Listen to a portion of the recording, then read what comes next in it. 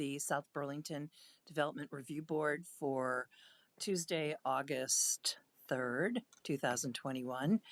And welcome everyone to our first meeting in this new building, in this fabulous new building, and our first meeting since the pandemic began a year and a half ago. So we're all excited to be here. With me tonight on the board is Jim Langan, board member, Dan Albrecht, Stephanie Wyman, Frank Kochman, and Mark Baer. And also with us tonight are staff from the department, Marla Keene, who's the development review planner, and Delilah Hall, who's the zoning administrator for the city.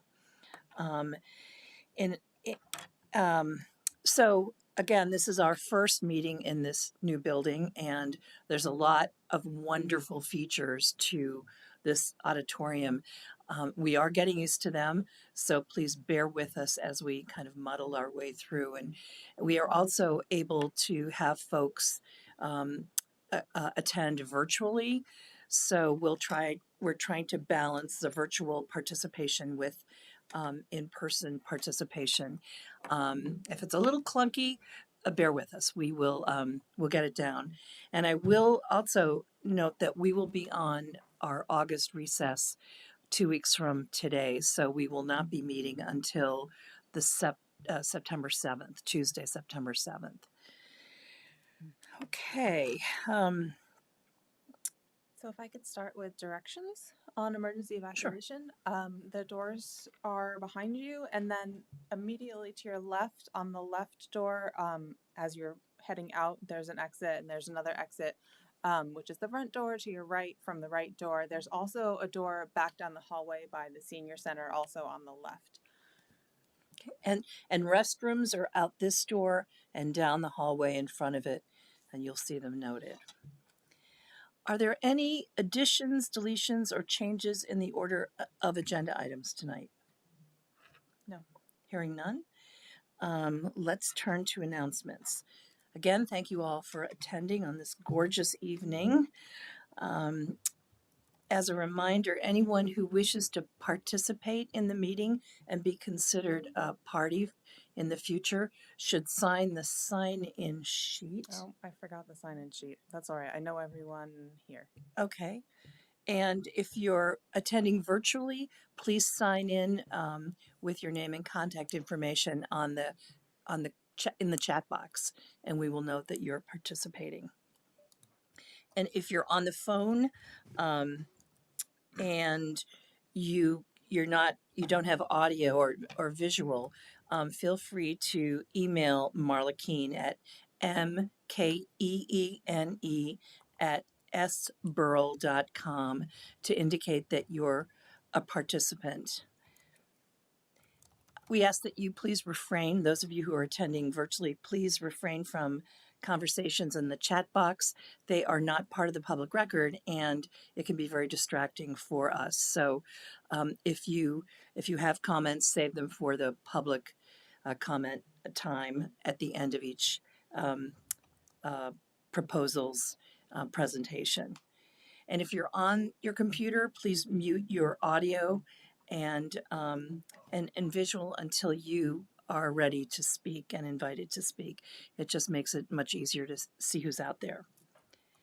Any questions about that? Any other comments? Okay, I think we should probably start with our agenda item number 4. Just give me a second, please, to call it up.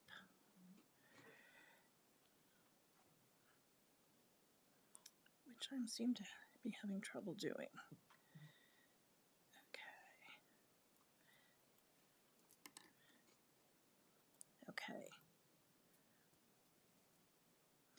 Okay, this is a first item of the first proposal we're going to review tonight is the sketch plan application SD 2120 of Rivers Edge Building Development LLC for the 3.6 acre Park Road.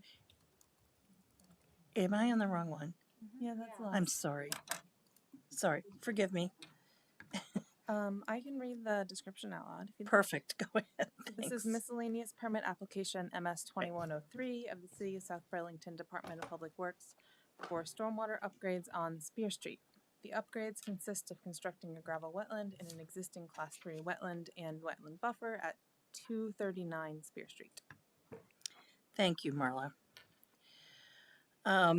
So for those of you in attendance, this is a miscellaneous permit application. We will hear from the applicant and we will go through the staff comments and then we will invite the public to make comments if there are people who want to do so. So who is here for the applicant, please? Hello, everybody. Hi. My name is Tom DePietro. I'm Deputy Director of Environmental Services with the South Burlington Department of Public Works. Welcome. Thank you. It's wonderful to be here. Am I the first DRB applicant in this new space? Yes. It's an honor. I hope I'm part of a Sobu trivia night someday. Yeah. Well, welcome. I'd like to swear you in. Raise your right hand. Do you solemnly swear to tell the truth, the whole truth, and nothing but the truth under penalty of perjury? I do. Thank you. Madam Chair, just for the record, I've worked with Tom for many years in my capacity with regional planning, but I do not think it will affect my ability to judge the application fairly. Thank you for that disclosure. Don, Yes. I also want to make disclosure that my company does sometimes do work for the City of South Burlington, but I don't think that will impact my ability to Okay. judge impartially. Perfect. Thank you. Any other disclosures? Good. Okay. Would you kindly give us a brief overview of your project before we start reviewing staff comments? Yes, happy to. So this is a stormwater management or stormwater treatment project. The city has been charged through various state regulation to implement these all over the city. And so this is one of many. This project in particular is located along Spear Street, opposite of the UVM Miller Research Farm. Work's taking place on land owned by the Burlington Country Club and also within the Spear Street right-of-way. The project involves construction of a stormwater treatment wetland. And it's going to collect about 80 acres of runoff, about 5 acres of which is impervious surface. And in general, water is going to be diverted from a ditch along Spear Street and some piping along Spear Street over to this new treatment wetland, provided with detention treatment, and then sent back into the same pipe to discharge in the same location further south. And just very quickly, I wanted to talk about, again, the purpose of this project, right, is stormwater management to improve our impaired watershed or potash brook. So we estimate this project is going to remove about just over 10 kilograms of phosphorus per year that's currently flowing to Potash Brook and ultimately the lake. We're also going to achieve some pretty good flow reductions. So during a one-year storm event, we're going to see a 97% reduction. So flows reaching the stream are going to be reduced from 21 CFS, cubic feet per second, down to about 0.7. So that's really good. And then during a 10-year storm, we're going to see a very good decrease as well. In that case, we're going to reduce flows down from 64 cubic feet per second down to 21. So we're basically going to turn flows hitting the stream in that 10-year storm to what they were during a 1 year. So that'll be very beneficial for the watershed, kind of prevents the in-stream erosion, one of the water quality issues we're dealing with. And then, so I can get into the design of the wetland if folks would like, or if people are familiar with them, I can save more time for questions. So. I wonder, maybe we can get into that as we go through the staff report. Thank you, Tom. Before we get started, does anyone have any general questions about the application before we? Yeah, I just have a general question. Tom, you mentioned it's helping the Burlington Country Club comply with their 3-acre permit requirement. Roughly how much of the drainage area comes from their land, and are they paying for a proportionate share of the cost? About a third, perhaps a little more. I thought I included a figure. There we go. It should be in the back page of your packet. And so I have the impervious area breakdown. And so about 2.4 acres of the 5 is the city and part of UVM. About an acre is some private homes that are located on the Burlington side. This project's kind of right on the city line. And about 1.7, I'm sorry, about an acre is the country club. 1.7 is the private property there. And we do have an agreement with them to do some cost sharing. So all the parties are participating in Yes. some way? Great. All general question. Any other general questions before we dive into the staff comments? Okay. Just as a procedural matter, I was curious about the private party participation too. How's that working? I mean, are they co-applicants for this?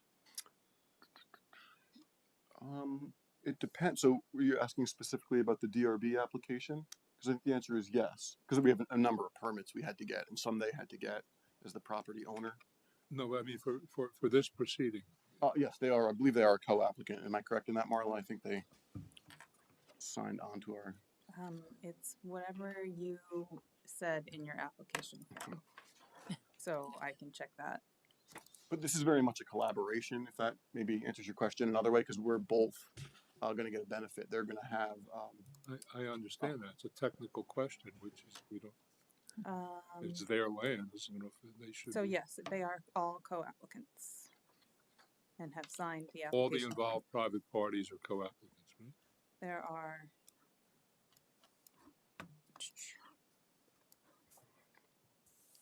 1, 2, 3 applicants listed in addition to the city of South Burlington.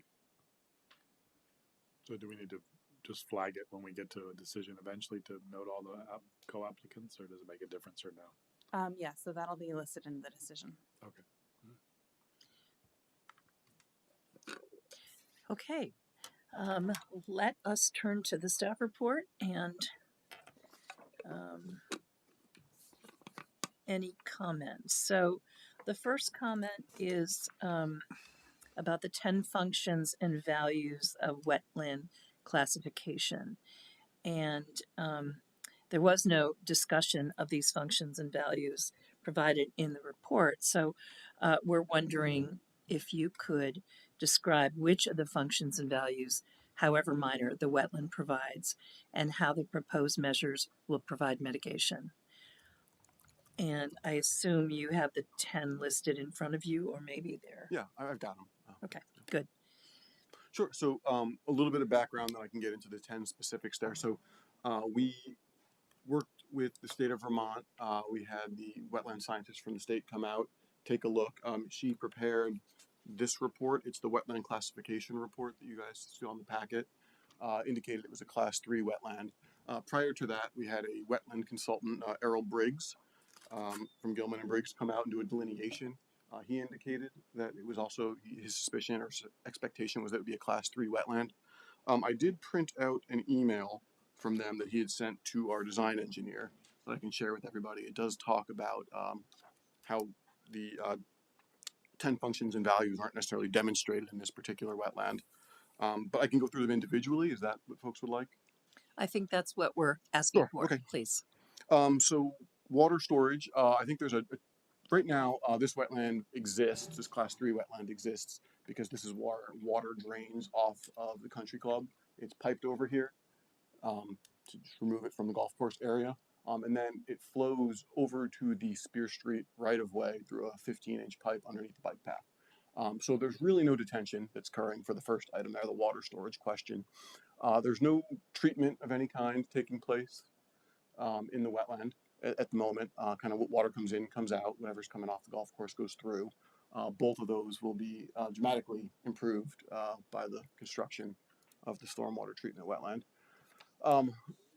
Discussed here in this email, and again, there's no fish habitat or wildlife habitat. When the wetland scientist went out, he didn't note any sensitive species or exemplary communities or anything like that, nor did the state wetland scientist when they were out there. It is currently serving no education or research value, and it is not used for recreation currently, although it'll be landscaped and integrated in with the golf course, which is a recreational activity in the future. And no erosion control or kind of open space function at the moment. It's sort of a scrub brushy wooded area kind of along the bike path. I think that's all 10. Thank you. Sure. Any questions from the board about that response? And Marla, does that provide us what we need? I think it does, yeah. Thank you again. So the second comment is acknowledging the above referenced sections of the LDR are not applicable because of the project is located approximately 400 square feet south of the nearest residential zoning district. Staff recommends the board discuss the tree removal with the applicant. The applicant has indicated the total landscaping cost is $12,500, which includes the plants in the gravel wetland as well as the proposed cedar hedge. So tell us about the tree removal. Yep. So there is an area of wooded area right now. It's made up mostly of smaller trees. I think some aspens and elms. A couple, I think 2 trees. I had it in my notes here, but there's 2 trees that are over 10-inch in diameter.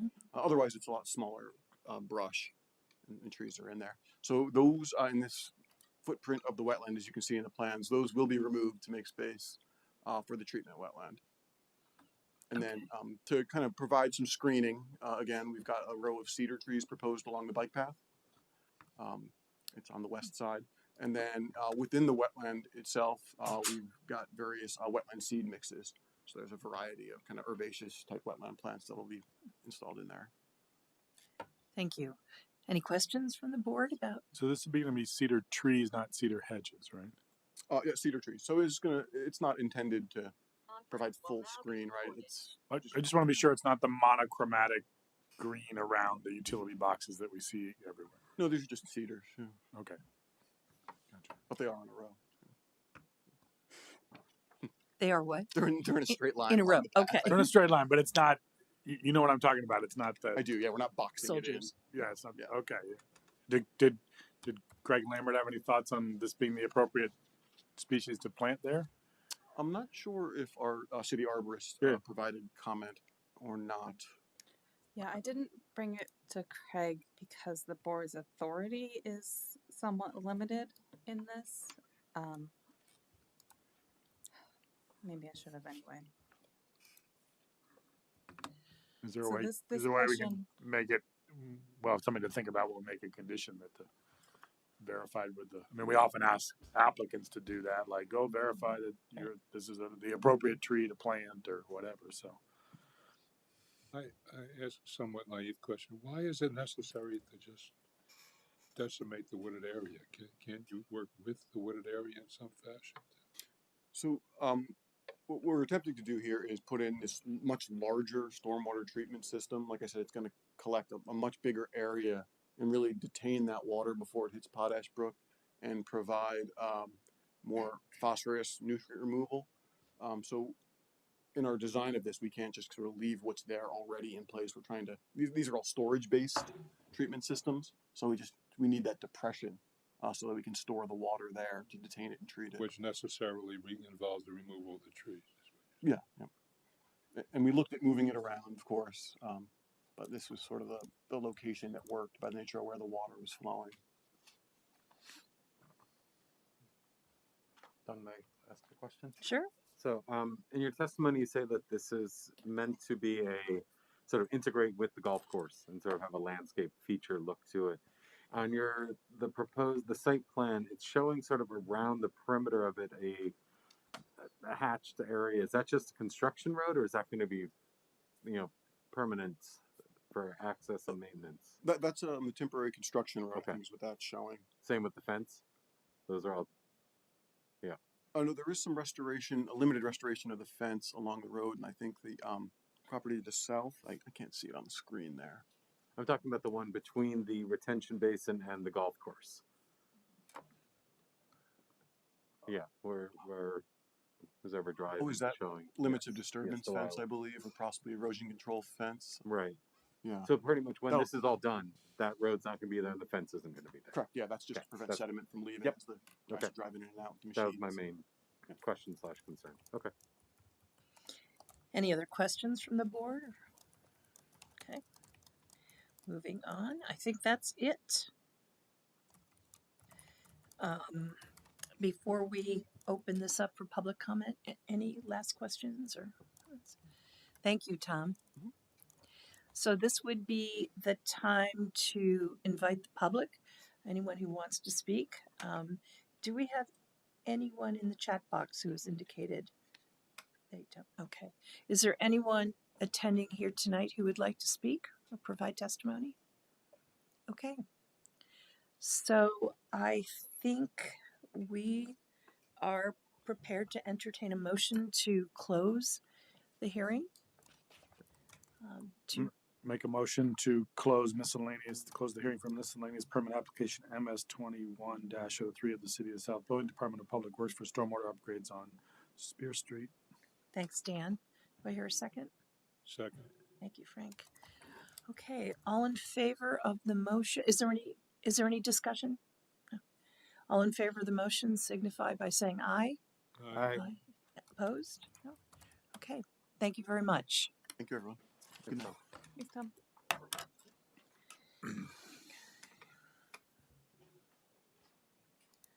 So it looks like the applicants for the next agenda item are all attending digitally.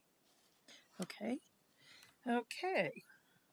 So, the next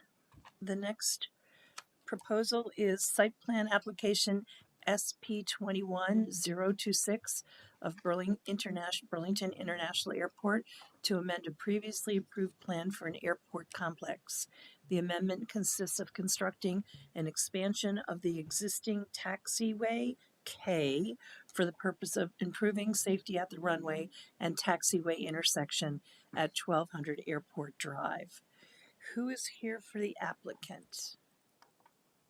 As in the past, we have a team here. This is Larry Lackey, Director of Engineering and Environmental Compliance at the airport. Okay.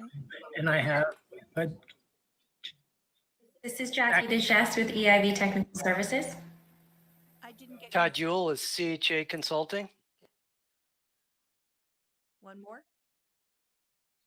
sorry, they can't hear you. Is there another person? Yeah, he must be having difficulties. That's fine. We can, I need to swear you in. Will the person whom we can't hear be testifying? possibly, it looks like he was muted. Uday, are you there? Okay. I guess he won't be able to testify. We'll work with Todd on this. Thank you. Okay. Would the three of you raise your right hand, please? Do you solemnly swear to tell the truth, the whole truth, and nothing but the truth under penalty of perjury? Yes. Yes. Thank you. Let me first ask if there are any disclosures or recusals. Yeah, I'm recused. Okay, thank you, Stephanie. And I know Larry Lackey from my work assisting the airport and other MS4 stormwater permittees. I do not affect my ability to judge impartially. Any other disclosures? Not a disclosure, but the sound was too loud to start, and at least for me, it's now a little soft. Is there some way to increase the volume for the speakers a little bit? That's a How do we good do that? question. Can you go up, turn that up slightly on the digital people? Larry, can you say a few words? Sure. Can you hear me, sir? Yeah. Talking. Keep Would talking. you, okay, would you like me to present the project at this time? That's good. Hey, awesome. Okay, great. Yeah. Thank you. Great, thank you. Thanks. Okay, yes, if you could please give us a brief, well, let me just start by asking, does anyone on the board have any general questions about this proposal before we dive into the specifics? Okay, yes, Larry, please give us a little overview of your project, your proposal. Okay, so as you can see on the screen, you can see the red coloring. That end is runway 1 from the east, that if you're inbounding in small aircraft is over the O'Brien development. That is not currently there, taxiway Kilo that we're proposing. It's 25 feet wide, about 800 feet long. We're also relocating a PAPIA, a precision approach path indicator, from one side of runway 119, which is the runway 1 approach, to the other side because of this. This is a safety remediation project. Most of the general aviation aircraft, the smaller aircraft, come from the right side of this drawing to runway one instead of going to the other side and going up to take off from run from the other side or doing it on the taxiway. This will allow them to approach and then follow up to runway one and take off. That eliminates them crossing that runway to either go to runway one or the other runways where inbound air traffic could be coming in. So this will eliminate that issue with planes crossing when airplanes could be landing. So this is a very small project. We anticipate construction starting next year. And Jackie, if you don't mind giving a permit update.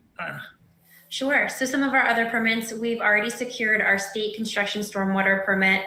We're under technical review for our operational stormwater permit. And our Act 250 decision is drafted, and that will be issued thereafter.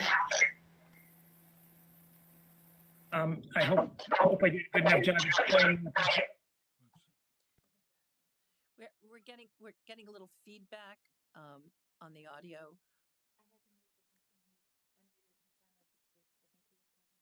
Okay, thank you. So Jackie, could you say that again? Sure. We have secured our construction stormwater permit. Excuse me, Jackie. We're still getting feedback. We're trying to figure out what. Should I ask everybody to? Okay,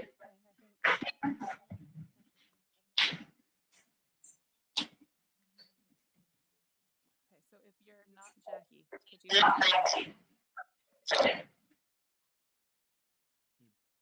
Okay, Jackie, give it another try. Okay, thanks so much. So we have secured our construction stormwater permit. We're currently in technical review for our operational stormwater permit, and our Act 250 decision is drafted. And once we have all permits secured, that would then be issued. So what we have as a board in front of us is not the typical staff report. It's actually drafted as a decision. And I'm wondering, we won't be voting on this tonight, but I'm wondering before we close this hearing and ask for public, or before we ask for public comment, do any board members have any questions having just heard the applicant present? Hearing none? No questions, pretty straightforward. Yeah. Delilah, is there anyone in the chat room who has expressed? No? Okay, thank you. And is there anyone in the audience who would like to provide public comment about this project? Hearing none. Madam Chair, I'll make a motion that we close the hearing for site plan application SP-21-026 of Burlington International Airport to amend a previously approved plan for an airport complex. Thank you. Do I have a second? Thank you, Joe. All in favor? Well, first of all, any discussion? No. All in favor? Aye. By saying aye? Aye. Chair votes aye. Any opposed? Okay. Thank you. We will be in touch. Thank you very much. Okay. For the board's benefit, if we have a little bit of time after the meeting ends and we want to wrap this one up, I would appreciate it.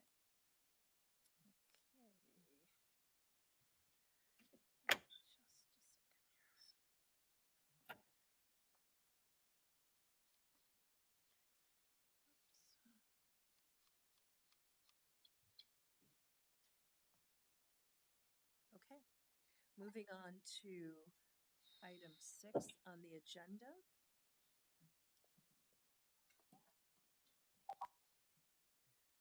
Project description. This is a sketch plan application SD 2120 of Rivers Edge Building Development LLC for the 3.6 acre Park Road area phase of a previously approved master plan for a 450 acre golf course and 354 unit residential development. The planned unit development consists of consolidating 3 existing lots for the purpose of constructing 14 dwelling units and 2 family homes on 2 private roads at 1170 and 1180 Dorset Street. Who is here for the applicant? David Burke, O'Leary Burke. And Dan Heil, O'Leary Burke. Hi, Dan. Does anyone have any disclosures or recusals? Hearing none. Could you both raise your right hand, please? Oh, for sketch, we don't need to swear Sorry. people in. Thank you. Thank No you. swearing about sketch plans. No swearing. Say So- whatever the heck you want.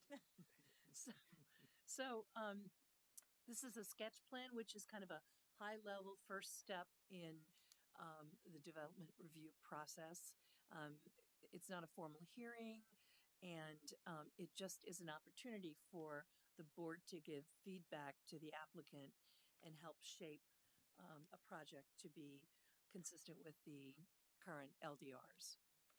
So, having said that, would you please give us an overview of your project? Sure. As you mentioned, the parcels at 11, I think you mentioned 1170 and 1180 Dorset Street. It was originally the two lots. You can see the line going through the middle in a kind of west to east fashion, and then a third lot that's the triangular area at the northeast corner, nearest Unit 9, proposed Unit 9. So it's comprised of those three parcels. It's 3.6 acres in size, currently vacant. This is a parcel that was part of the master plan for Vermont National, and in the settlement, it was designated for 15 units with no more than a fourplex as the largest building. You previously, maybe just Mark and maybe Frank, previously saw this a few years back, not from us, but it came in with 15 units with 6 duplexes and a triplex. When our client looked at this piece and we looked at the piece, we didn't feel the 15 works. So while the settlement was up to 15, the proposal is for 14. There's 7 duplexes. As shown now, we're at sketch level, so there's not much detail, but as shown now, 6 of those duplexes are similar, and unit 1 and 2 is similar to a corner unit at South Village with the front facades, so that you're not looking at the back of a building there. We went to City Council in 2020 and received approval to move forward from City Council. The parcel is served by municipal water, will be served by municipal water and municipal sewer. That's available there. And as you mentioned, 2 private roads.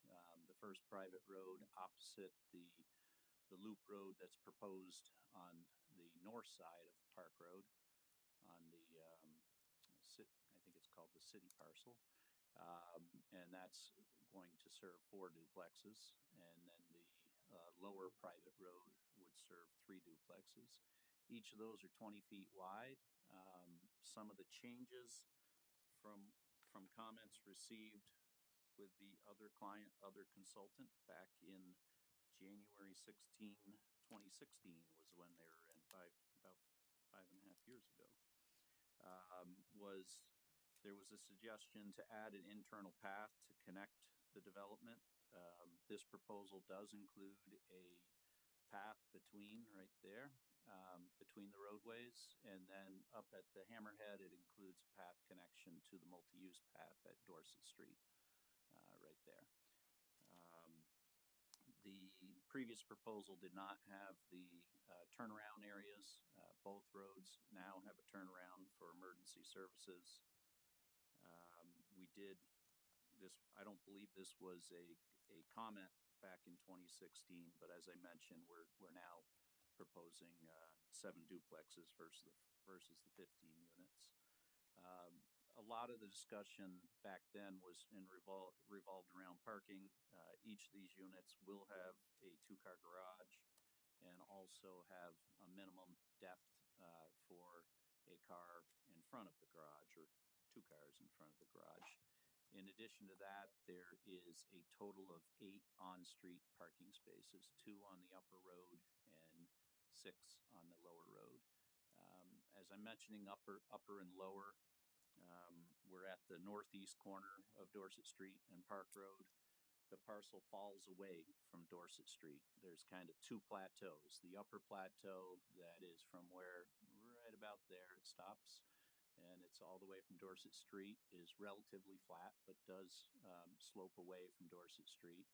Then in between, kind of at proposed unit 8, and in between the roadway, there's a change in grade, and then there's a lower plateau. The lower plateau does slope more than the upper area, but it kind of separates the two areas from each other. I think for sketch plan, that's all I have for an overview. Thank you. I have a question for staff. Sure. It's because I'm not as familiar with some of this stuff. What's the purpose of the landscape berms on Dorset, and are they required? They're not required. That was a fair amount of the discussion in the 2016. All I did was, I happened to be there that night, so I heard it firsthand, but I also grabbed the minutes afterwards and tried to incorporate those comments. Realize it's been 5 years. The city has kind of gone different directions, berm, no berms, gentle, not gentle. But there was at that time the discussion that there should be berming and landscaping. So we're at sketch, so landscaping's not shown, but those would intend to be landscape berms. If they're not desired, we'd still do landscaping, but that's kind of a follow-up from. I mean, I'd love to hear from the other board members. Thanks for that background. That's good to know. Sure. I'd love to hear from the other board members, because it just, especially, you know, we've got density going in potentially to the north. And to the north, there is berming. That's a separate, kind of its own district to the north of Park Road, and that requires berming. Is it a berm or it's just a buffer, I think? A berm was an option, but I think the project got approved with a buffer. Okay. But it's just planting. That's Yeah. Mm-hmm. So they didn't choose the berm option. Okay, maybe it was one of the options, because I went to 13 things with Paul Connor when they did up those. Right, the LDR.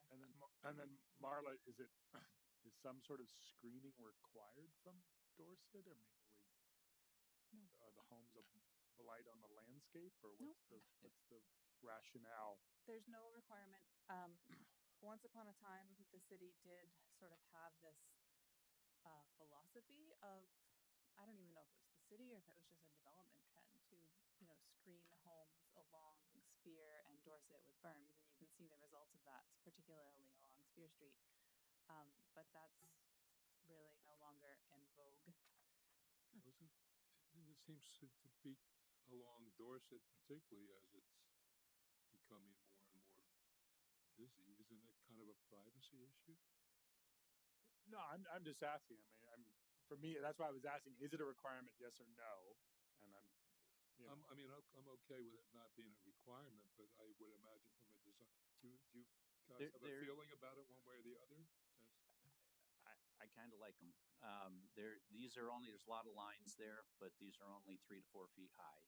And with landscaping, they tend to provide, it's nice to have kind of a sound buffer.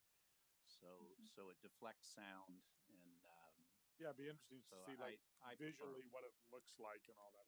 I'm not saying it's just 3 to 4. You know, doesn't look that great there at preliminary. If we moved forward with them, unless we hear a consensus otherwise, we would likely have a landscape architect involved and provide a cross section or a illustrative view of it. Yeah. No, and I get and there's a trade-off between providing some sense of privacy versus we don't want the wall. I don't want a wall. Right. Personally, that's what I'm saying. Right. And I think the 3 to 4 foot high berm with some scattered landscaping is what we'd be considering. Thanks. Thank you. Any other questions? I actually like it. You know, I think it's a nice way to soften the corner. You know, I think 3 to 4 feet high with some nice aesthetically planted landscaping. It'll provide some privacy for the units and as well as soften the development from Dorset, especially any traffic coming south and turning onto Park Road. You're going to get that sort of, it's going to feel, like you're seeing a lot of development going up on Dorset. And you're right now, I know that the siding isn't on, but you see a lot of yellow walls, until the siding goes on and landscaping. But I think this is a nice way to sort of mitigate that. And it's, I think And this would all be on common land, right? Yes. Okay. Yeah. 'Cause Everything. Somebody might assume it's their lot and go, I want to, Yeah. 20 years from now when the tree is blocking their view of the Adirondacks. Yeah, I think it comes up in the staff notes a little bit later, but everything's common except the unit footprints. Right. Okay to change the topic slightly. Sure. The, May I also like the berm for the same reasons that Dan and Mark just. So go ahead, Frank. So do I. You mentioned this is a topographical question and what the impact is. You mentioned that the land falls away to the east. Is that correct? Correct. And I gather it's all flowing. I mean, left in a natural state, water flows toward a wetland that's that's further east of the 3 units. Correct. Or the three easterly duplexes. Correct. So, what is the impact of that water flow on those units? Well, that's the question. Well, we're at sketch, but we will require a state stormwater permit, and the DPW also reviews it, but it will require a state stormwater permit where we have to show adequate treatment and retention. Well, I'm not asking an environmental question. I'm asking from the standpoint of the inhabitants of the units. Are they, in the simplest terms, what design features will prevent wet basements? Oh, well, these units would have foundation drains for their basements. Okay. So that's all, I mean, without belaboring it, that's all engineered in to protect the basements. The finished grading, you want positive finished grading, away from the building. And then when you don't have great soils, which is pretty much the whole southeast quadrant, you better have foundation drains. So that's actually a good point since we're just at sketch, because we've had this discussion on other projects where we have a pretty gradient site and you have units on the low side of the road that, we end up having these houses that sit way up out of the site so that you can get the, drive up to the garage, especially on units 9 and 10, where you look like you probably have like a 10 or 15 foot grade change between the road and the unit. Or maybe it's not that much. Those are 2 foot contours. So yeah, you might have a 8 to 10 foot change between the middle of the road and the garage lip. I guess that's something we've talked about where we don't want to end up with these houses sitting way up so you can get the traditional house just sits above the crown of the road. Mark, that's discussed extensively in staff comment number 2, and we can certainly jump around.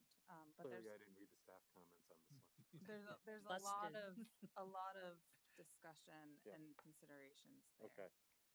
So maybe we should move through the staff comments, but before we do, are there any other general questions from the board? Okay. Number 1. It quotes part of the master plan approval, and then the staff comment is, in previous recent approvals, the board has allowed individual development areas to exceed 15% building and 30% overall lot coverage, provided the overall PUD meets the coverage. Staff recommends the board consider whether they will allow the requested lot coverages. The 2015 master plan approval and a map of the master plan are included in the packet for the board. So, Can I comment? Sure. So as staff has noted, I think almost, if not every parcel out here has individually exceeded those very low numbers, 15% and 30%. In this case, it's 17% and 33% is where we're at as far as this sketch plan, which is closer than any of the ones I've worked on out there. The 15 and 30, it's not so much as a waiver, it's kind of agreeing that that's what's been done because there's the overall golf course and it's well below the 15% and 30%. You know, the trade-off was Right. you saved all this land as part of the golf course, and the trade-off is clustered developments around the golf course. But, so I agree that it needs to be discussed again, but it would be if the board were opposed to it, it would be different than every project at Vermont National before it. Board, what are your thoughts about that? Well, I guess that's ultimately the question, you know, and obviously I've been on the board for a while, so I've gone through quite a few projects on the board. And this is the first time I recall us actually bringing it up as a discussion point. So maybe it is just that. It's a discussion point for us to review it as a board and make a determination. But, you know, Marla, is this something where it's just like you're pointing it out because it's a 15 and 30, not as it's one of these, we have to specifically waive it, or? Delilah, could you switch back to the staff comment because it has the excerpt from the master plan. This was brought up at the most recent golf course application on the other side of Park Road.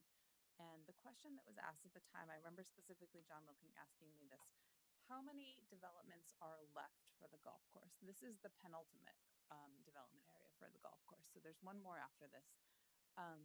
And so the master plan decision says a total building coverage of 7% and total impervious coverage of 15% are approved for the country club PUD. These are overall limits for the entire PUD. Within individual development areas, these overall limits may be exceeded provided the applicable SEQ zoning district limitations of 15% for buildings and 30% overall are met. So within individual development areas, the limits can be exceeded as long as the whole PUD meets 15 and 30. So what we talked about at the last application was, do we want them to prove that they're meeting 15 and 30 for the overall golf course? Or, you know, can we take a back of the envelope? They definitely are, and therefore being a little bit over on this site is fine. So a close enough approach. Right. And what I remember, David, is that your team provided some rough numbers about the overall golf course. Do you have those on hand tonight? I do not. Dan nor I worked on the one across the street. I will say that we worked on the clubhouse parcel, and this same conversation did come up at that hearing. Okay. Not to the point of provide numbers for the overall golf course. And it was definitely a back of the envelope kind of thing, maybe taking them from the impervious coverage. So we can certainly check in-house and see what Brian Courier had for information on that. I have a question just so I get a better contextual grasp. This is a big PUD, yes? Yes. I wasn't, or at least if I was, I'm no longer conscious of the master plan for it. So I have, and in general, it seems rational to apply the coverage limits on a total basis. But the question I have is, are all the lots, if there are, there's separate lots within the PUD? In some there are. In this one there's not. Well, what do you mean in some? In the overall PUD, there's several single-family lots. I think Frank's question is this project area on its own lot? This is on. Well, it's currently 3 lots. Actually, those lines would be dissolved. It's not the question. What I'm getting at is this. So, I'll just tell you what my concern is rather than ask the question. If there are different owners, for example, in the space behind my house, there were different owners of different lots in the PUD, in the overall plan PUD.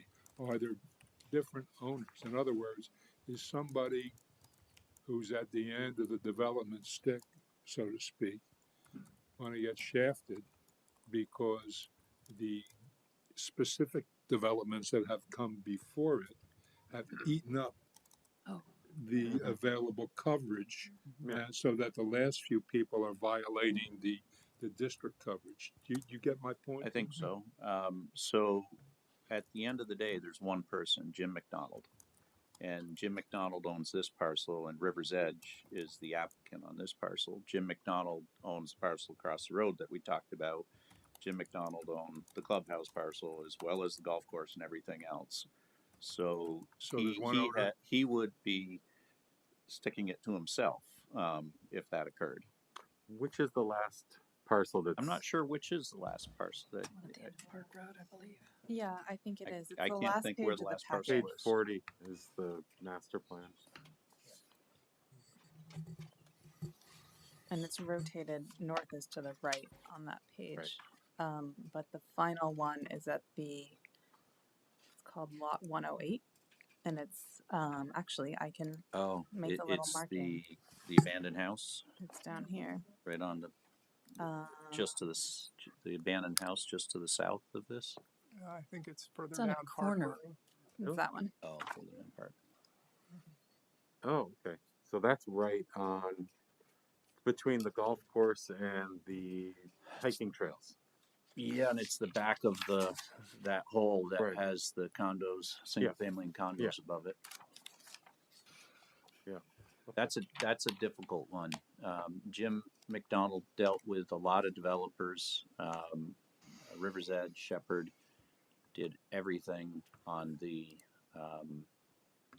west side of Dorset Street. The first thing they did on the east side is the one currently, the clubhouse parcel. Some of it was retired developers went away, but a good part of it is Jim McDonald decided this is the developer he wants to work with. So I did look at that piece, and that's a difficult piece. Yeah. I don't know if it'll be developed the way it's suggested. Right. So Mr. McDonald owns the land, but he's not necessarily the developer of the individual parcels. Is that correct? He's the applicant on this Particular proposal. one. Yeah. But He would what also- I'm saying is there are other parcels. He owns that remaining parcel. There are other parcels that he may sell to somebody else, correct? There's just the one parcel that she's showing there in The yellow? Yeah. That's the only one that remains. And after. he could, I don't think he's going to sell it to these folks because they already had me look at it. Okay. I answered my question. Any other comments about this staff coverage? Okay. So I guess it'd be helpful for David to hear if you guys want some rough back of the envelope numbers, I'd or like some. if you're I'd like to see where we're at. I think at this point, yeah. I hate for you guys to be the last ones in and have to do all the legwork, but I think we're at a point where it'd be nice to see. It was done for the last one. I Okay. think it was. I'll check with Brian. Yeah. I'll probably call Dave Marshall. Yeah. Because they have the history. You know, of the you can piece. call is our stormwater department because they have all that. Okay. You know, they have to know the impervious. Yep. Yeah. Okay. Okay. Let's see. Comment number 2. So comment 2 is kind of where Mark was going to a certain point, and Marla mentioned the currently. This parcel is subject to the former regulations per that court settlement, maximum 40-foot house height. Mhm. So at the end of the day, you know, we can discuss finish grading, we can discuss all that, but we're not going to request a waiver from the 40 feet. So 'Cause that's pretty tall for a single family.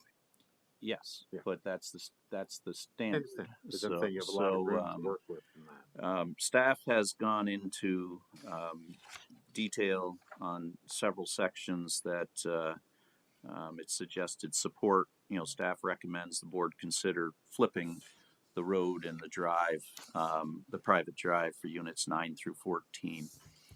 Basically putting the drive up closer to the wetland buffer and putting the units on the high side.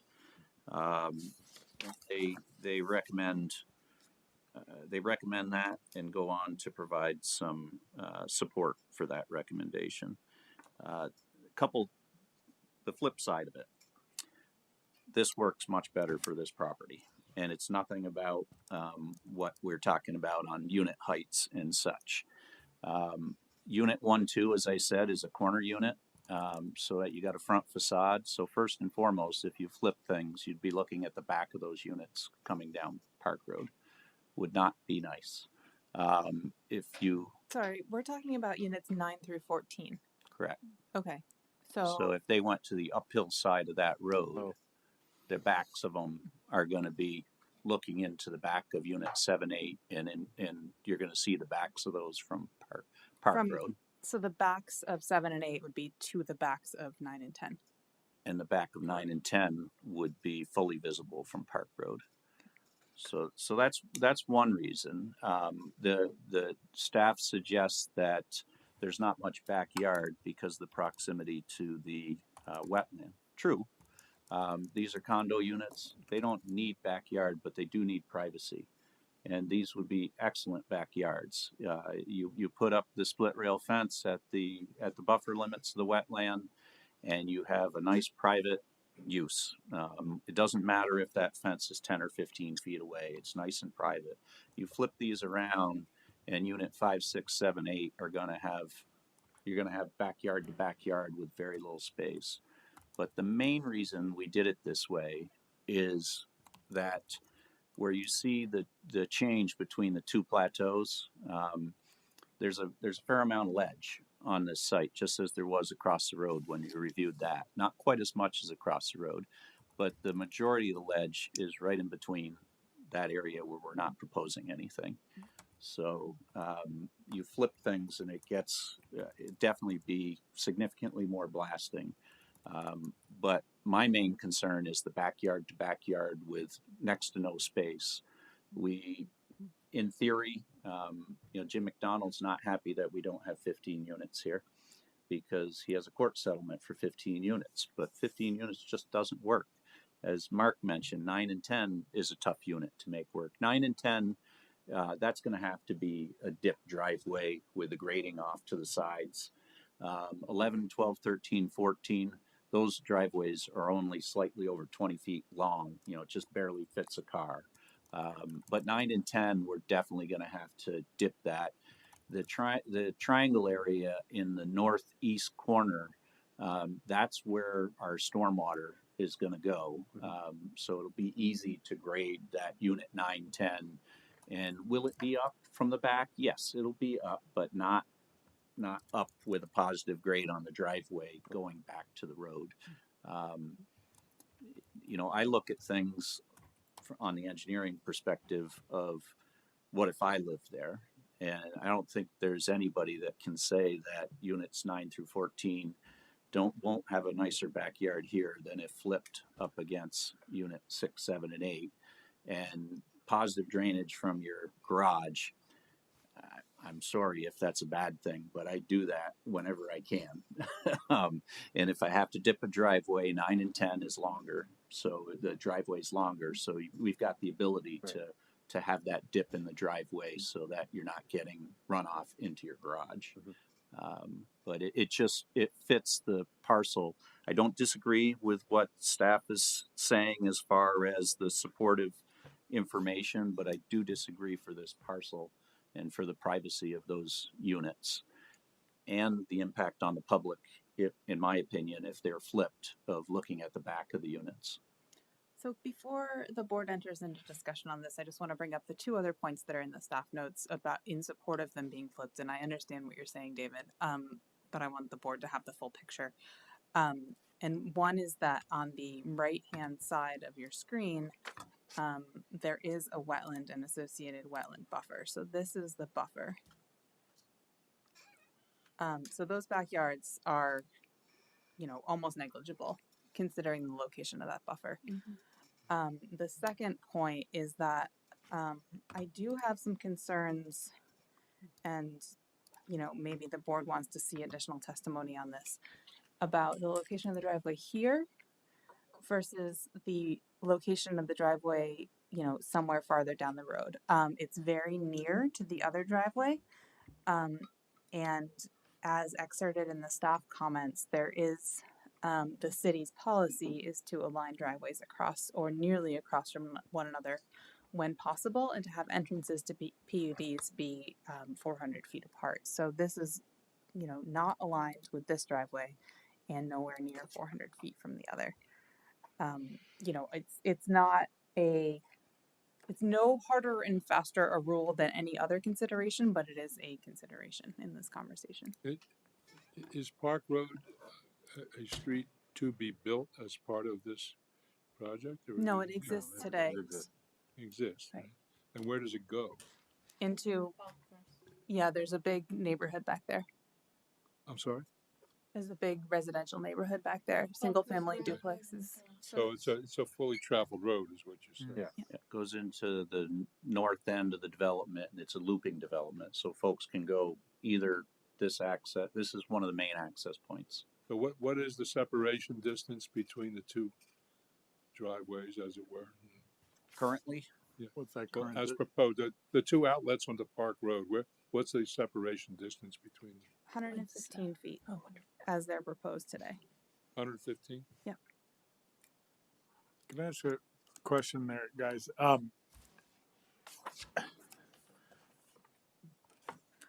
Is there a way to configure it so we've just got one curb cut lining up with kind of where she's got that one there? Is there a way to configure it so it's more of a T? I get it because you got that ledge, but it's kind of, it's only 7 buildings. It's hard to make a grid and a neighborhood feel. And I like the idea of, it's the hypothetical, oh, look, the kids are playing on the street. And so, but then you get the easternmost driveway, and I'm kind of like, is it really necessary? It'd be great if it was just a little, you came in off of Park Road, you turn south and you go west or east to access, and there isn't even a curb cut there at all. right. Well, I think if you had one, it would line up with that westerly entrance across the road, where it's highlighted now. Yeah.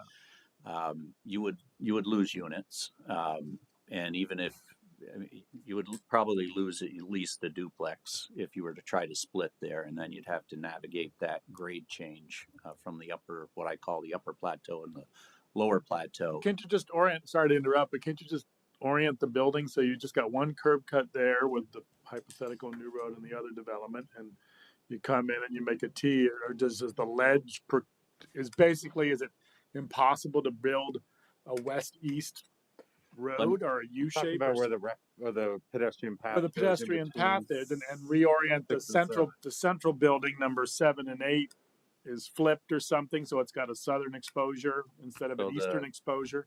I think the real answer to this is your regulations don't allow us to. It would have to be a public road if it served that number of units, and we don't have room for a public road with setbacks.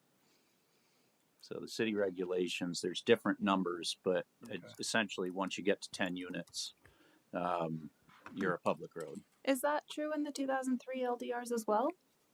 I I know it's true now, but you're in this weird. I'll double place. check, but I believe so. Yeah, I started that's an in interesting 86, so unfortunately, I'm pretty sure it was there in 2003 also. Because again, you kind of have to deal with the hand you've been dealt to get the units in there and all. But at the same time, I'm looking at that's a throw down to second base. Well, and that's the real between the two. The real issue, Dan, is the kind of the hand we're dealt with, and I mentioned it, I think, at the city council meeting.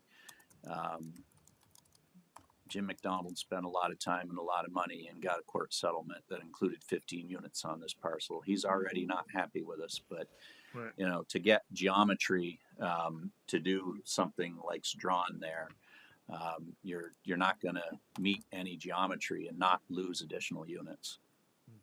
I would suggest it would go from 14 to 12. What is go in the other direction? What if you moved? Is it feasible to move the easterly driveway further northeast?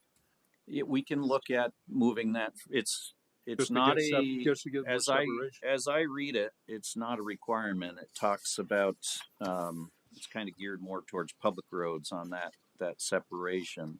Certainly, we try to have better separation when we can. We can look at that to provide better separation, shorten the drive to lot 9, 10. We want our geometry to work where we're not running stormwater out onto Park Road. So as you slide down that hill, that becomes more difficult to make that work. And most of these folks going into units 9 through 14, they're going to be coming from Dorset Street. So you don't really want to have a switchback road like was just drawn in orange. It's just not the geometry that you want when you're always coming to and from Dorset Street. Right. Does it? You said the fourplex is the max here. Does this work with any? Is it achievable to get 15 units, but do a fourplex or a threeplex on any of these? Or Well, there's not. I mean, there's not with the wetland buffer and staying back. We're back more than we need to be from Dorset Street. There's not much space. The space that's left is that area in between what I'm calling the upper and lower plateau, and then the area that we're going to use for stormwater. So I don't believe so. okay. The plan that was in 2016, same 2 roads, except there was a triplex. I think the duplexes were smaller. So the answer is you can get to 15 if you're doing smaller units. Thank you. Any other questions or comments? Well, I think the one comment I would have with is in regards to the separation of the 2 driveways. And, you know, when we reviewed the project to the north, there was quite a bit of discussion about the location of the 2 curb cuts. You know, one sort of at the bottom of the sort of the grade and one's at the top of the grade. Now we have a driveway at the top of the grade and a driveway that's sort of in mid, you know, gradient down. And, you know, the other discussion on the parcel to the north was, well, it's a road. So you can either go in the eastern or in the western. So people can come out and all come out at the top of the entrance and go out to Dorset. Units 9 through 14 are going to have to come out sort of mid, you know, steep slope down. And people coming down Park Road to go into the golf course development, you know, you're sort of coming down the road with someone coming out from it heading up to Dorset. I do have a concern with the separation of these 2 curb cuts. I agree with you. I don't see the alternative. You know, I think that you have done from a layout standpoint, from a programming standpoint, from what you have to work with, you know, the court mandates. I think this is sort of like without that concern of the separation of the 2 curb cuts, I do think you've done about the best you can, but I still have that concern. And Sure. I'm not sure how to alleviate that concern at this point. Right. I mean, one thing to keep in mind here, we're not comparing apples to apples. So the other side, yes, it's a loop road. It's 3 times plus the units. Yep. We got 6 condo units, which is equal to about 4 homes as far as traffic. It really is a driveway. I know. So that's helpful. I'm not talking about volume. I'm talking about actual functionality. Mm-hmm. Right. But part of functionality is volume, Right. you know, as far as, you know, conflicts. Yeah. Okay, that's a tough one. Any other questions or comments? Marla, do you? I just want to add. I do like the staff comment number 3, the concept of some sort of connectivity, you know, little sidewalk amenities, and if there are the 2 driveways, the 2 private roads, I do like the idea of a little connecting sidewalk and, you know, trying to make it feel like a little mini neighborhood, so the path, the cinder path, and some things like that. So. Right, and I do think if we're moving to number 3, you know, a little bit further on section 1407A, staff supports the pedestrian path that we've shown to Dorset Street. Again, that came from me being at the hearing and then following up with the minutes of that hearing, that internal path connecting the roads. So anybody in these units, it's all common land. They're gonna maintain it. It's not a public sidewalk that might not be maintained. They're gonna maintain it. They're gonna get between the 2, you know, the 2 roads, and they're gonna get to the multi-use path and they have an existing crosswalk at the Park Road intersection. I'm not a huge fan of adding another crosswalk just down a little bit. I think the compromise to this, I don't feel that we should be adding sidewalks and increasing the impervious area, which staff does, kind of say is a trade-off, here. But you can see my unit 11, 12, 13, 14, and 7, 8. Those driveways are just right around 20 feet. Nobody parks right up against their garage. They leave a few feet, and a typical car is about 15 feet long. So you're not going to hang out. But if you add a sidewalk to these, we're going to start getting into internal issues ourselves. But I'll go back to that there's 6 units on that lower road and 8 on the upper road with a 20-foot wide paved surface. I don't feel that functionally they need a sidewalk in addition to the multi-use path. I think a compromise that I'm okay with, regardless of where the entrances end up, if we're shifting or not, a compromise of a sidewalk between the entrances. I think that makes sense. Staff notes that doesn't add to the impervious discussion that we had because it's within the city right of way. And I suppose with the road across, that if a crosswalk is desired there to match up to the sidewalk, that's going to be a public road on the other side, and there's the existing multi-use path on the other side. That is flat and very visible from Dorset Street. So while it won't be too far from that other existing crosswalk, you've got great sight distance to that intersection. Both intersections have good sight distance. Any other questions about this? So I- let's finish discussing number 3 because we moved on, but I do want to go back to number 2 because I feel like, there hasn't really been clear direction. It's been a lot of, we get in this situation a lot, and I'm sorry to put you on the spot here, but where applicants come in and they kind of say what they want and then the board doesn't really respond. This is an opportunity for the board to provide that response so that, they're not coming back with a plan for approval that the board isn't able to approve. So regarding the sidewalks, so staff comment number 3 is, based on staff in this department, the planning and zoning department, but also the comment of the director of public works, that history has taught us that even on private roads, future residents clamor for these types of improvements, and it often gets shifted to the city to resolve. I think that Justin's depth of experience here is pretty great, and I would just take that comment seriously. If a sidewalk, I take David's point about, you don't want a sidewalk on the east side because it's got 9,000 driveways and the driveways aren't nearly long enough. If a sidewalk were to be proposed, we would envision it to be on the west side of both of those roads. And I just don't want to have 14 residents coming back and saying, darn, we really wish we had sidewalks. At the expense of taxpayers across the city, as opposed to at the expense of the applicant. Is there when you say a sidewalk, just because I don't know, does that imply an engineering standard, a certain width, or is it flexible? 5 foot Like, wide for example, concrete. the multi-use path discussion we had over on the.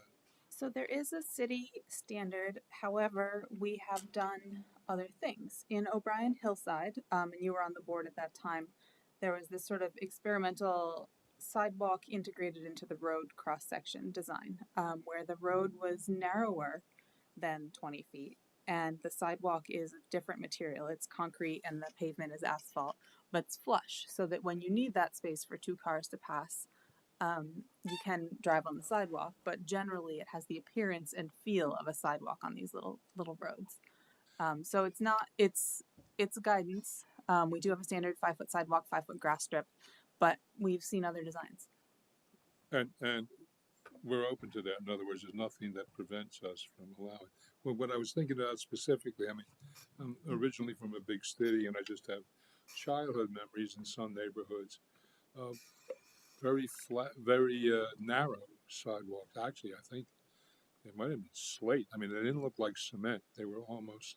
A lot of the older sidewalks are On top are of it? 4 feet wide. The standard, since I've been doing this, is 5 feet wide unless you get into some kind of hybrid proposal. Now, I would note, and I would like to follow, state that I will follow up with Justin because he states there's no pedestrian amenities. So I'd like him to understand the plan a little better because there is pedestrian amenities and he mentions no pedestrian amenities and no way to get to the multi-use path. We've got a direct path proposed to multi-use path and we've got the crosswalk existing across Park Road. So that along with a sidewalk between the entrances, I'd like to think that he'd be supportive, but I'd at least like to have that discussion with him. Well, to put the question squarely, how do you feel about 4-foot sidewalks as opposed to 5-foot sidewalks? Or a hybrid if we go that direction. What would a hybrid be? I think like Marla was saying, whether you're building your road base, but you're kind of defining. Some towns have tried just a white line to keep cars in. 20 foot's not necessary for cars. 20 foot is narrower than we were doing in the 80s and 90s, but 16 or 18 feet works when it's not curbed. Well, just so I understand, to the south, I mean, I don't get the sense that there's any all the interior movement areas, so to speak, are just that. They're interior. None of them. There's no staff points out that there's no connections that they're looking for to other properties because the other properties are developed.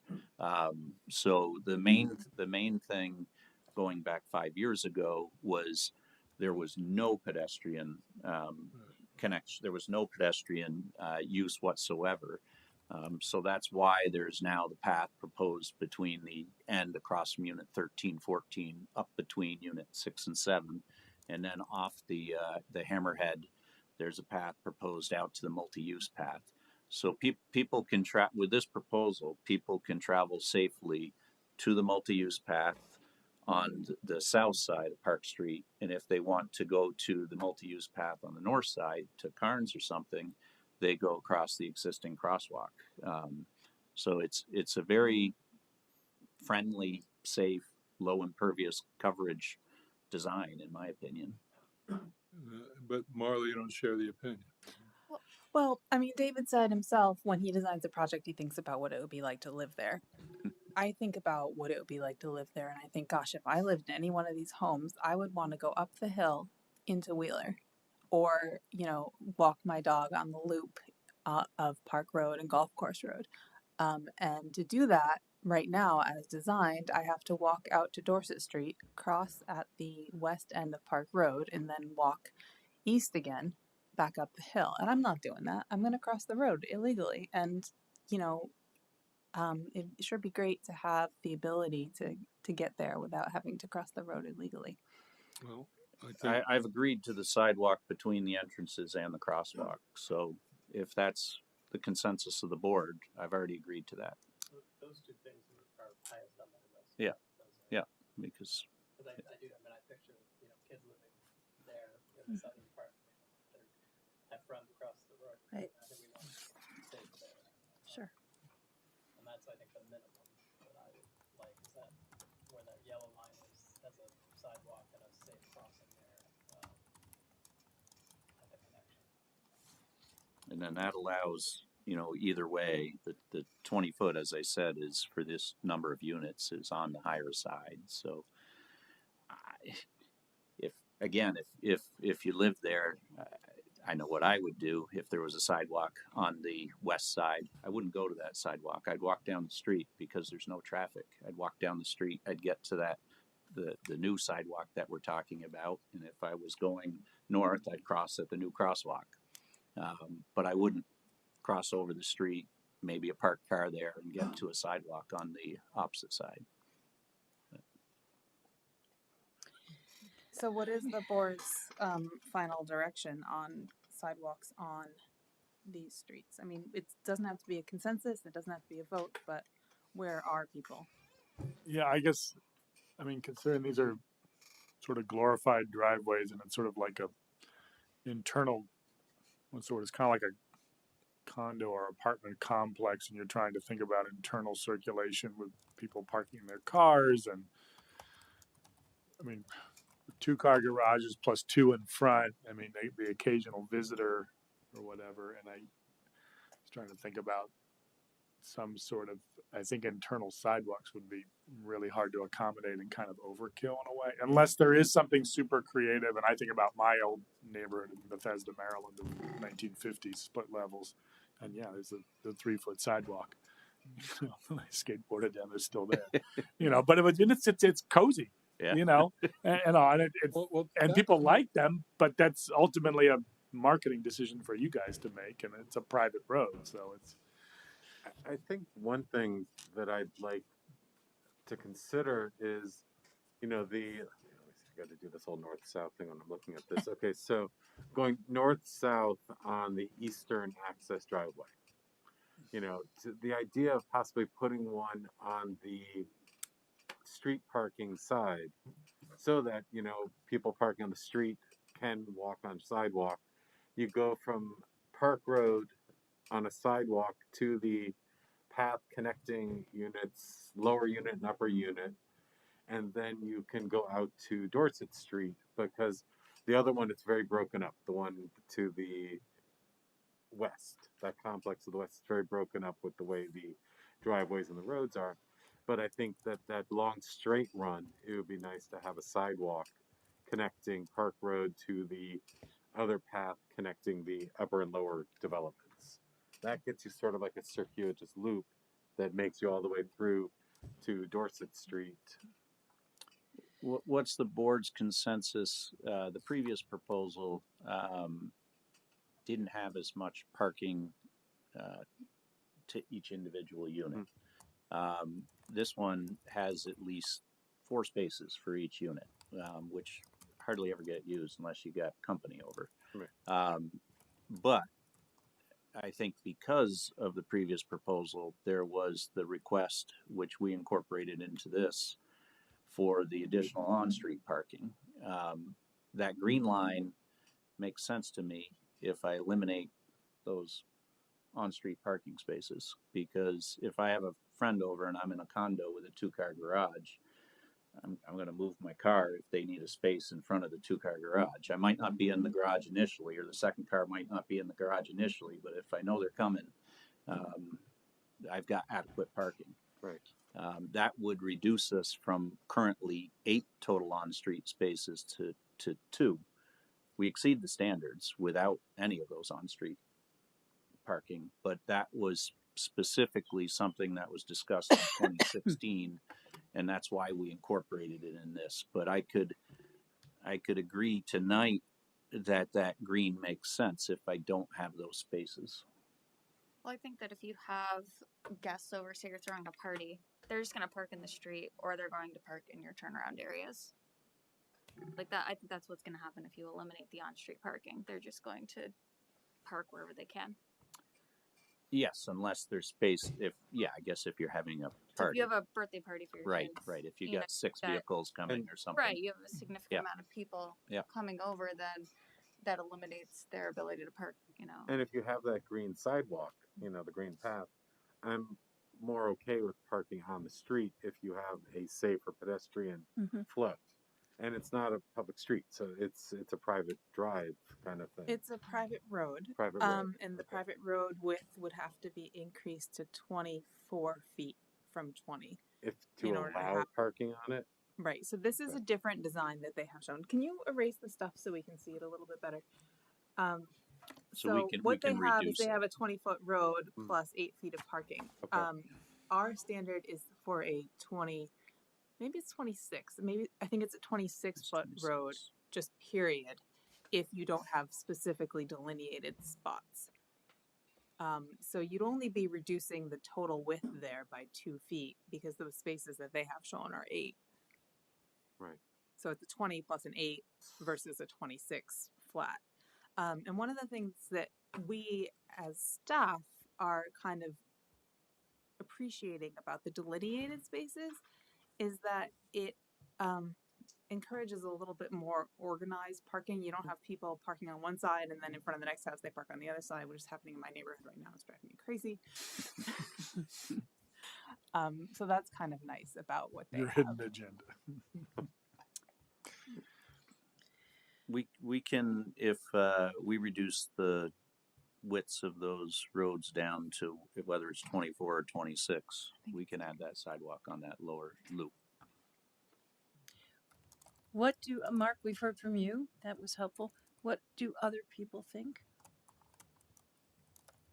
I like Mark's solution, and you know the sidewalk could be quite narrow, or you know, it's a place for you feel like It's safe. yeah, it's safe. It adds and it could be, from my mind, the sidewalk could be, you know, a foot from the edge of the road, you know, but it's clearly a defined sidewalk, and you know, and to some extent that, you know, those parking spaces won't be used that often. It'll be, people will feel safe. Oh, they can see their kids there on that little sidewalk or whatever. Well, we're getting rid of those parking spaces if we go to a sidewalk, and Nope. we're making the private road wide enough that you can park on it. Right. No. Right, but we're not getting rid of them. What staff is saying, I think, is that I can go apparently 2 feet less than we currently show. Okay. But there still would Keep be the space. designated parking there. What's the, just, for two people to walk abreast, what's the minimum? 4 foot's tight because do I 5 live in the feet. Village of Essex Junction. A lot of the sidewalks are 4 foot, Yeah. and I'm talking pre-COVID. It's tight. But let's be realistic. We're not talking about a sidewalk that is I mean, to me, the sidewalk is 4 foot would work here with the amount. 4 foot will work amount out, of people. and for the same. Right. I get this. We're not talking about a lot of people walking here. No. We're just trying to create a little Safety slight circulation. separate and encourage circulation within the development. Yeah. But going to 5 feet is not necessary. Right. No. I was answering the question about this type of I thing. was thinking in the downward direction because I just don't know. I mean, I don't have a good sense of it. What I think all the people who know what they're talking about agree that 4 feet is about as narrow as you ought to go. Yeah, but the thing is, you're going to do 5 feet on Park Road between the two entrances. Are we really going to go from different sizes? You know, and a foot isn't really going to make a break from an impervious standpoint. I think it's nicer. I think if So are we saying go to 4 feet on the sidewalk between the two entrances on Park Road? I think that's going to be a city sidewalk. I think that needs to stay. That could be stay fine, the- but that needs to stay the city if standard.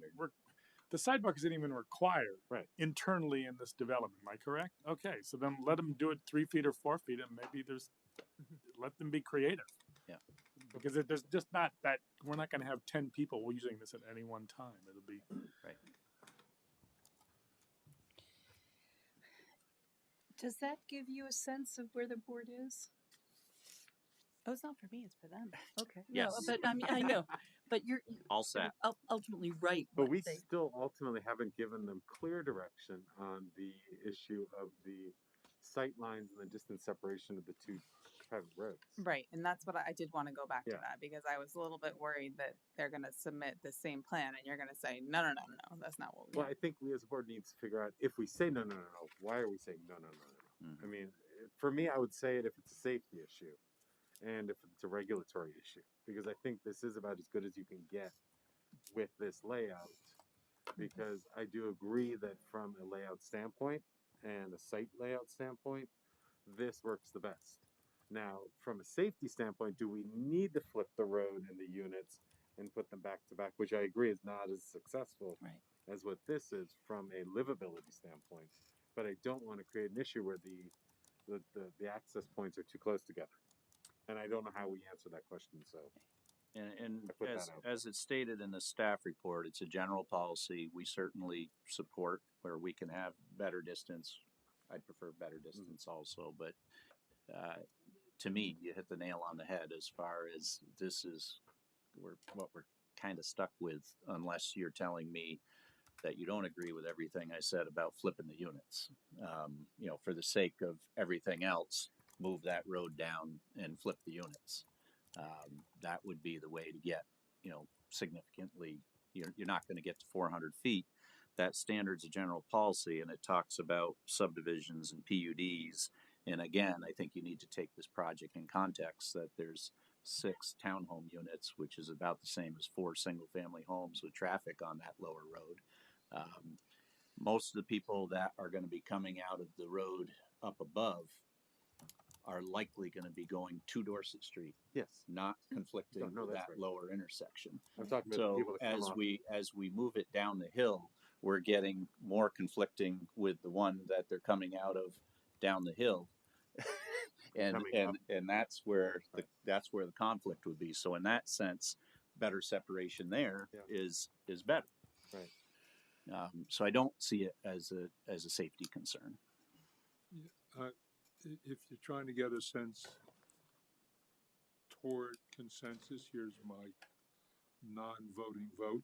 I think I've been persuaded by Mark's a combination of the developer's argument and Mark's general appreciation of the reasonableness of the overall layout.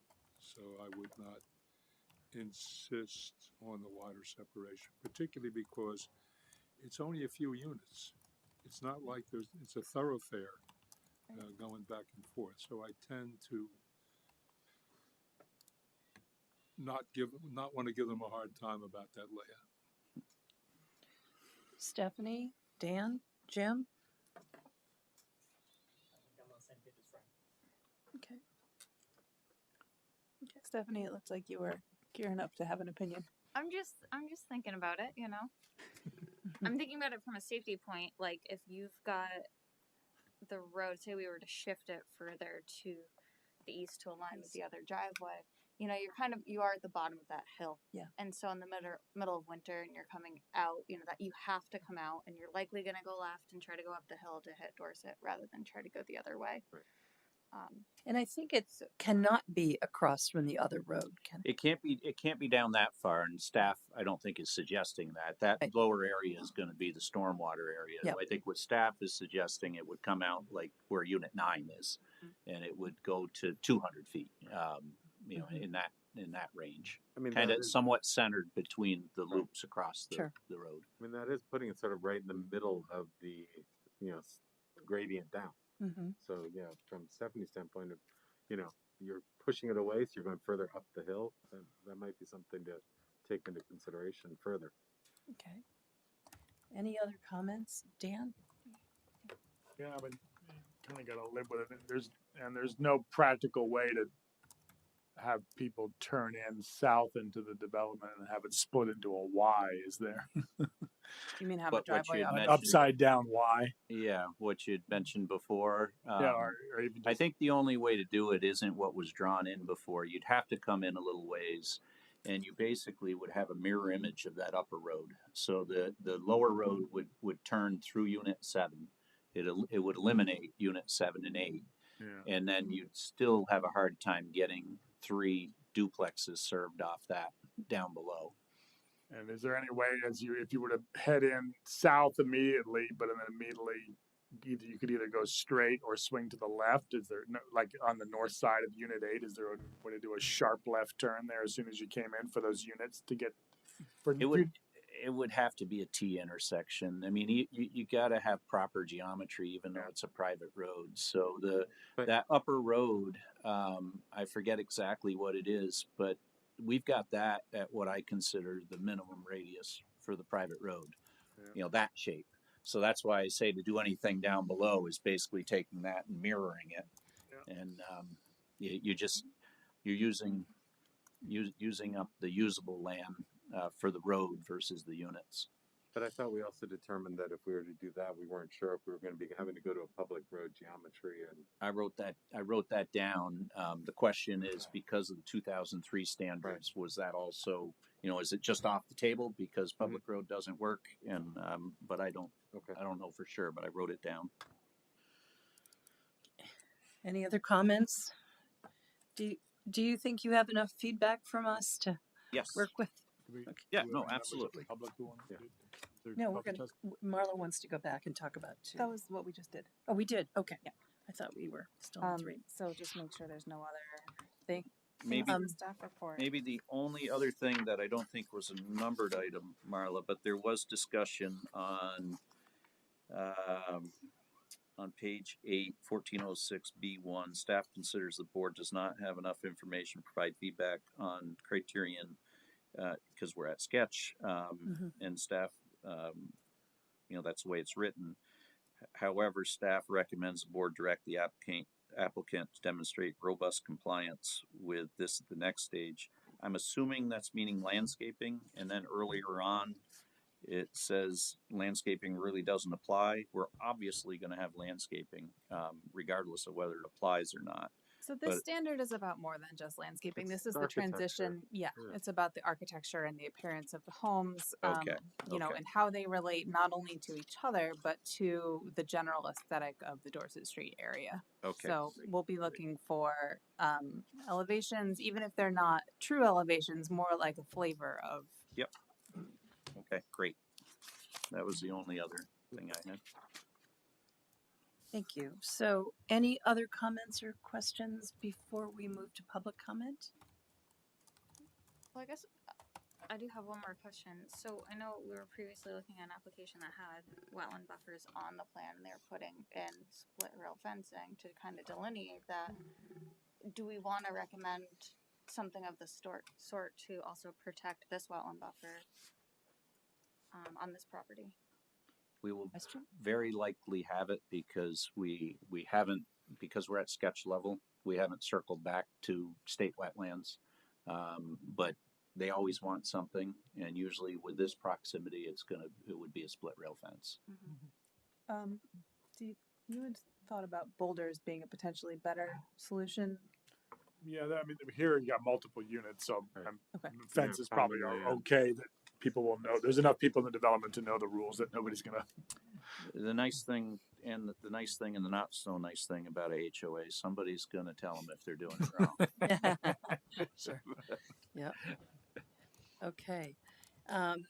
Thank you very much. Thank you. In the right, chat sketch. box, are there any members of the public who want to comment? Well, so they might not know that this is the right time, so give it a second. And Okay. so if there's anyone in the digital meeting who would like to comment, please unmute yourself and show your camera. And then after that, we People in the can audience, entertain Yep. in person. How many people in the audience want to provide comment? Just one? Okay. Let's invite you up, and then we can see who is attending virtually, if anyone has any comments. I'm assuming it's right here, right? Yes. This is all new to me too. Yes.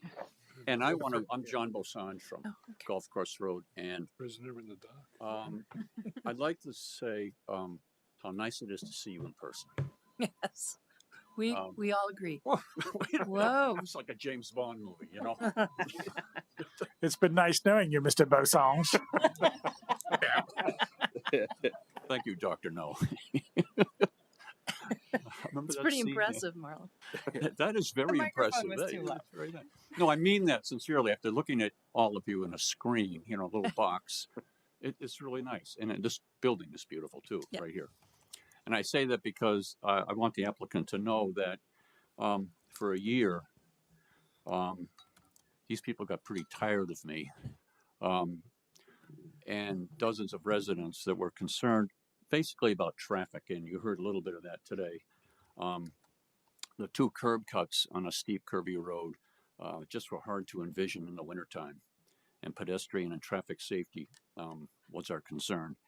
And the thought of two more on the south side could go off like a bomb in the neighborhood again. And this is the first time we've seen this, and people will be very upset. I don't know how they're going to respond, but we don't want it to be like it was last time. So you have addressed this. I think you have, Mark, and others are looking at this. My solution is, or it's a suggestion, is that if we can't have one there, can this development be accessed from the southern side? There are homes down there. There's a cul-de-sac, a little circle down there. And I don't know if you can come in that way off Dorset Street and not even come in off Park Road, come in from the south, there's that old abandoned house we know is there. And I don't know what development that is. I don't know who built that, but it's very close to there. And could we come in that way instead of coming in on Park? Because pedestrian and traffic safety is a huge issue for us. And just 2 more curb cuts, it just doesn't feel good. And I don't know what a traffic study will end up showing, but that would be my idea. If you could look at that and come in from the south, you know, I don't know if that's possible or not. I don't even know what's down there. Folsham Hollow is to the south, and it's private properties. There was no right-of-way left. And then the upper one with the abandoned house, if you're worried about traffic safety, would not be an improvement because you'd have another intersection on Dorset Street. So traffic Understood. always goes back to the main road, Yeah, not yeah. Park Road is a development road, but it's a side road. It's not in the same realm of Dorset Street. If I could just respond, because I thought the same thing, and I actually went and I looked through the deeds for those southern properties to see what might be available. And David's right, there is not any publicly owned easements or rights of way or anything down there, unfortunately. But I appreciate the suggestion. Yeah, I'm just trying to think of not another contentious time when people are taking your time and you got a lineup of people here taking, because it was really wasn't a fun year for anybody to go through that. So I would ask then, given that, Marla, that, you know, I know Mr. McDonald is wanted 15 and you got 14 or whatever, and 12 does it, but I mean, pedestrian and traffic safety and good feeling and good PR and relations with the neighborhood are important. And my guess is people would buy 1 curb cut, figuring out how to do that. 2 is not going to go over well in the neighborhood at all, I think. And I would ask that you look at that, revisit that, and try and come up with 1 way in and 1 way out. That's all. Okay. Thank you very much. Thank you, Mr. Bosange. Yeah, you bet. Anyone else? And anyone on the virtual meeting? No? Okay. So it sounds like we don't need to vote to close this. Sounds like we can conclude this hearing proposal. And thank you for your patience and your time. Thank you. Thank you.